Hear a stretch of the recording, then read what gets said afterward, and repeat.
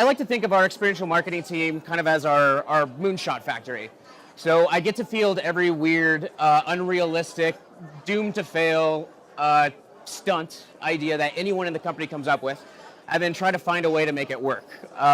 So we aren't designing like delivery drones or self-driving cars like other tech moonshot factories, but we do get away with some pretty unexpected things.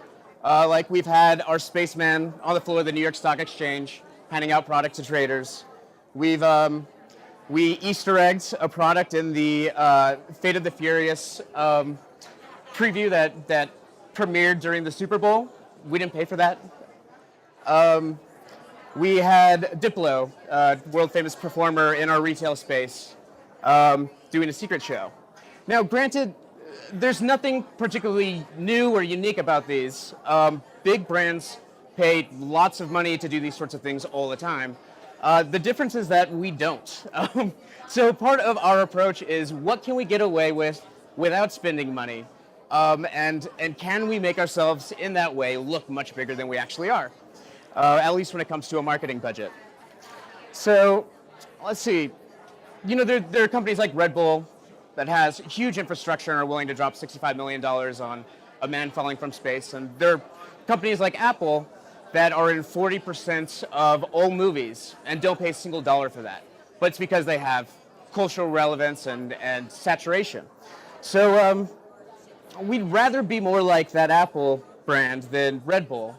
You know, if we can in some way appeal to people, appear authentic, be relevant to their lives, then maybe we can use that sort of creative capital, as I like to call it, as our sort of entryway into something. So you can either make a splash in experiential marketing one of two ways. One, dropping a lot of money at something, or two, dedicating a lot of your creativity. But of the two, I think the creativity is always much more valuable because it's limitless. You can always build on an idea. And it's great that I'm following Chip because he was talking about sticky ideas, and that's something that we're obsessed with over there, is if we can make an idea so sticky that people want to be a part of it, they're willing to bend over backwards to work with our brand. But that also requires us making that same sort of commitment to them. So never underestimate the power of a sticky idea. We've had an entire presentation on that. So what is Soylent? I should probably get this out of the way since maybe you don't know. We're an entire meal in a bottle. We have 4 flavors. There's original, there's Coffeeus, which is caffeinated, and then nectar and chocolate are our flavored brands, or flavors. It started as a powder. Oh, here's some information about it. 20% of your daily nutrition. It provides a lasting, satisfying fullness. But it started as a powder, which again was a sticky idea. Why would you want to drink a meal? Especially here in a room full of foodies, everyone says like, well, I love eating. Like, why would I ever want that?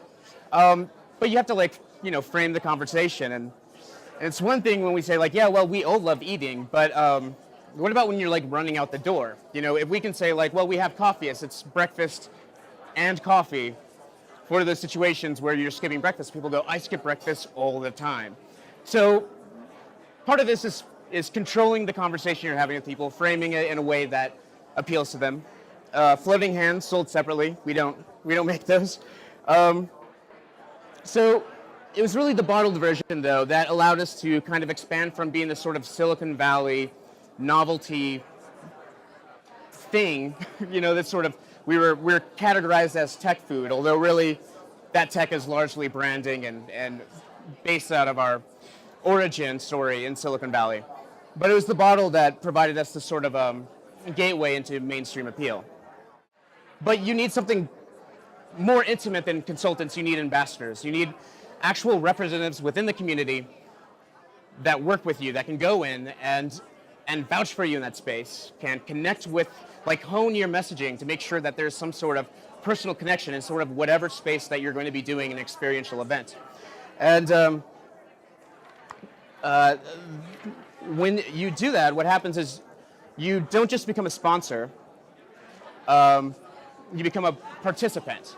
You become part of the overall conversation that is happening within this world or this community or whatever sort of tribe that you're trying to appeal to.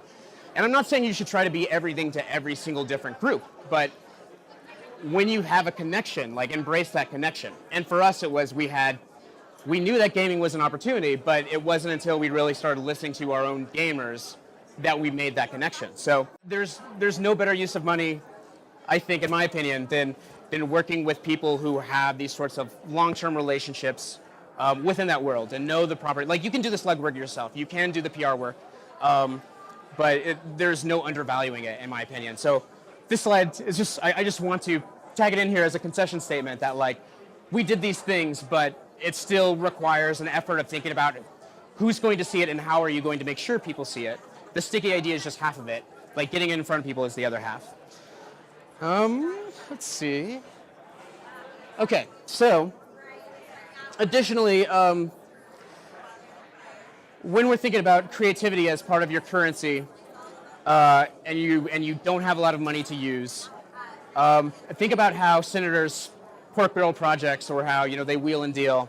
Harness that within yourself. Call in favors. Be willing to offer favors.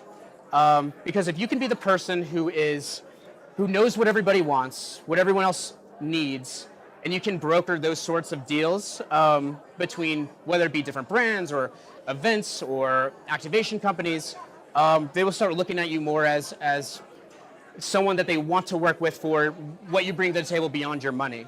So I guess at the end of the day, if there's anything to take away from this, it's that embrace your weirdness, your passions, and your willingness to fail. And people stop looking at you and your brand as a bag of money and as a future collaborator, someone they'd want to partner with. Thank you so much.